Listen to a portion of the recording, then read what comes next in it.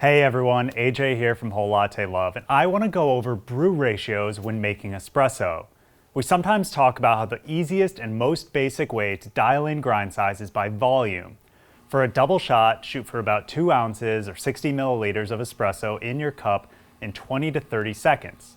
Using volumetric measurements is a starting point for people new to espresso, maybe if you don't have a scale yet or you just want to get in the ballpark of a proper extraction. While it will do that, it's not the most precise or repeatable way to get the best quality out of your espresso. One reason is that different beans, or even different levels of freshness in the same beans, will produce different amounts of crema. This light, bubbly foam on the top of your shot changes the density of your drink and therefore the volume relative to the weight. For example, 36 grams of one of my favorite beans, Carraro Tazzadoro, produces about 1.5 ounces, while the same weight of Maroma's Orphea can give you up to 2 ounces in cup. By weighing your extraction, you remove this variation and get an apples to apples comparison regardless of your beans. In the most general terms, brew ratios are simple. They compare the weight of your ground coffee dosed into your portafilter basket to the weight of the espresso in your cup. It sounds straightforward, but it can get more complicated when you start bringing in other variables into the equation, like grind size, time, water temperature, pre-infusion, pressure, flow, and so on.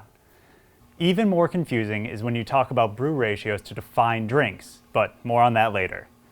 To avoid overcomplicating things, in this video we'll focus strictly on brew ratio and how to use it to dial in your espresso shots.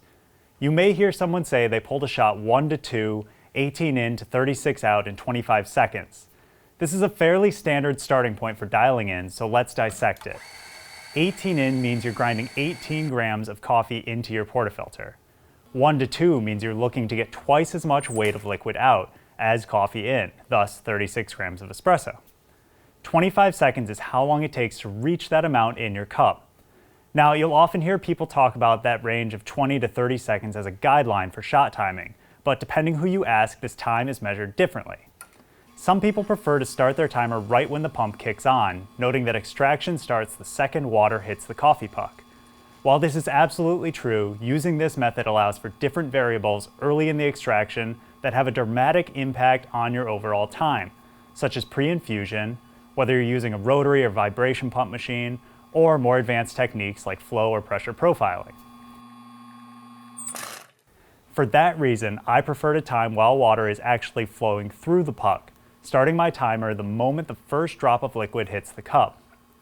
Conveniently enough, many espresso scales, including the Acaia Lunar scale that I prefer to use, will automatically start a timer when they register a change in weight and stop timing once that weight change stops. Just know that there may be a 5 to 10 second difference between the two timing methods, so if you're counting from pump on, you may want to aim for the end of that range, while if you're counting from the first drip, maybe target closer to the beginning. That said, time is just a reference point to make sure your grind size is in the ballpark, allowing for a proper flow rate through the grounds. If you want to keep the same dose and your shot is coming out too fast, grind a little finer, and if it's too slow, go a little coarser.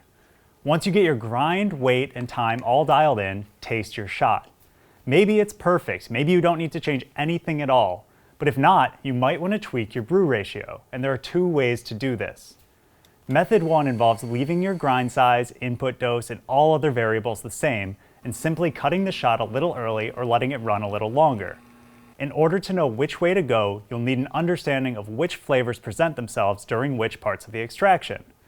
I'll put a link down in the video description to an exercise called the salami shot, which will make this very clear and help you know whether to increase or decrease your ratio in this way. In general, however, if your shot is underdeveloped or sour, run the shot a little longer. If it's thin and bitter, cut it a little shorter. Method 2 involves adjusting your grind size while you change your yield, aiming to get your new shot to finish in the same time window as before. If you're the kind of person who cares about semantics and drink definitions, realize that doing this may technically change the name of your drink, turning it into a Ristretto or a Lungo. Ristrettos generally have a brew ratio of roughly 1 to 1, give or take, meaning that if you dose 18 grams of coffee in, you'll get 18 grams of liquid out. But they also, by definition of the word, have a restricted or slower flow of water through the puck, which is accomplished through a finer grind. While the brew ratio is the same, these 2 methods will produce very different tasting results. Just know that a Ristretto will always have a lower brew ratio, but a lower brew ratio isn't always a Ristretto. The same is true on the other end. For a true Lungo, you'll want to grind coarser, which will lead to a faster flow and a higher brew ratio, around 1 to 3 or more, in that same 20 to 30 second time window. Some people advocate taking these definitions and grind size changes even farther and pulling your Ristrettos in a longer time or your Lungos in a shorter time than a normal espresso.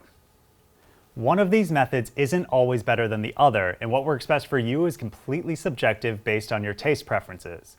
The answer may be somewhere in the middle, but you'll only know that by experimenting and finding out what you like.